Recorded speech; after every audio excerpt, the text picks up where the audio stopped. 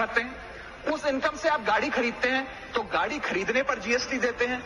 जब गाड़ी खरीदते हैं तो रोड टैक्स भी सरकार आपसे वसूलती है, फिर रोड डेवलपमेंट सेस भी आपसे लेती है।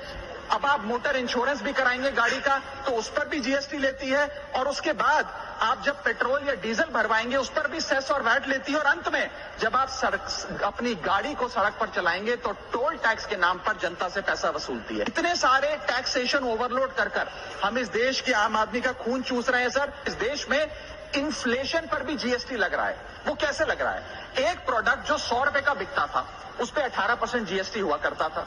आज वो वस्तु महंगी हो गई, 100 से 150 रुपए की बिकने लगी, अब 18% 150 रुपए पे लगने लगा।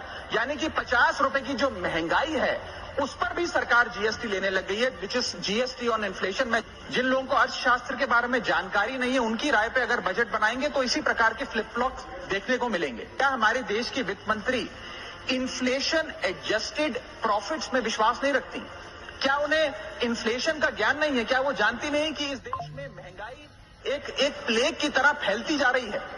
सरकार का एक सूत्री मिशन है टैक्स, सरकार का कमीशन है टैक्स।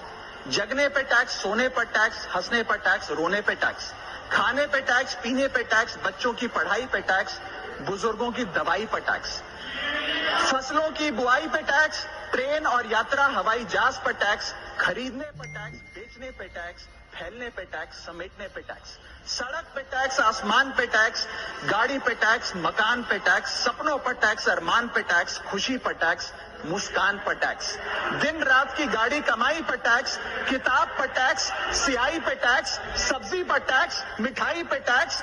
सरकार जनता से वसूल रही है, बीजेपी से दिल